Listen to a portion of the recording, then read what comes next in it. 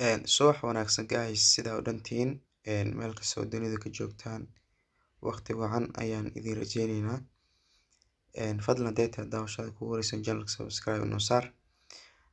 Waxaan rabaa shaxdii shalay inaan waxyar aan ka dhaho. Shaxdiina shalay siday u dhacday iyo meesha nagala galay inaan ogaano.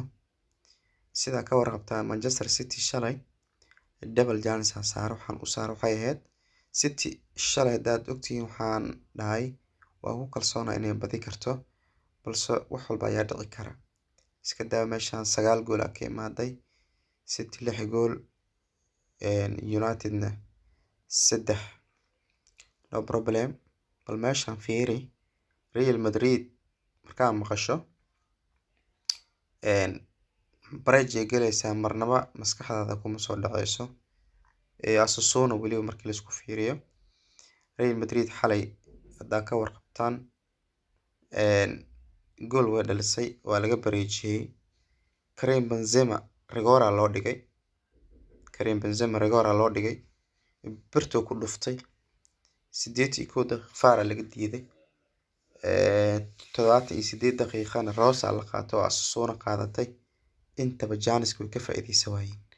Marka nasiibka ayaa dadka saacida ku kalsoonow nasiibkaaga markasto. Marka Real Madrid sidaas halka koox oo naqasaarisay waa Real Madrid.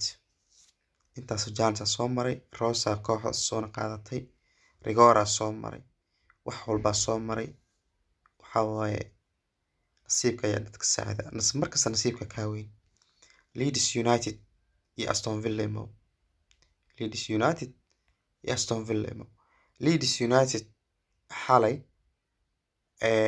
Rose qaadatay saas ay tahayna marka aan waxaan ku saadaalay double chance Leeds United inay badi kartaan barajay gali karto. Leeds United Rose qaadatay every ku dhamaatay. wali xalay waxa aan dhahay Real Madrid da ogtiin xalay dad badan ay khasaarisay boqolaal qof ay khasaarisay marka dhib ma lahan. Leeds marka double chance ku saadaaliyay sideen ku dhamaatay. Inta imo Spanish League Celta Vigo iyo Real Betis maxaa reform ku heshay. Reform waxaan ku helnay Celta Vigo iyo Real Betis waxaan dhahay Real Betis loogama badinayo 2 gool. 1 gool hadii looga badso horaa idin sheegay reform waa meesha barta. 10 ahaan oo soo dhigay video ka hadlaya handicap waa soo dhigay. Real Betis ma looga badinayo 2 gool.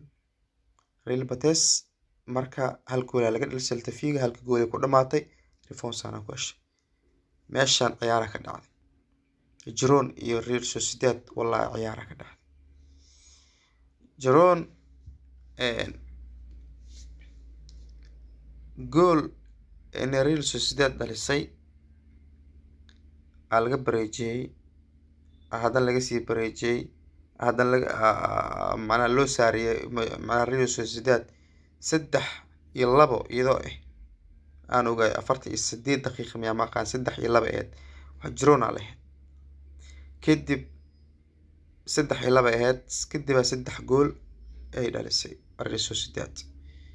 inkastoo aan ku saadaaliyay Real Sociedad 2 gool ma looga badanayadana laasiya dhib yari way badanaysaa horaan kugu sheegay dhib yari ay ku badisay oo daqiiqada hore 20 daqiiqo ugu 2 gool in leedahay jeclahay.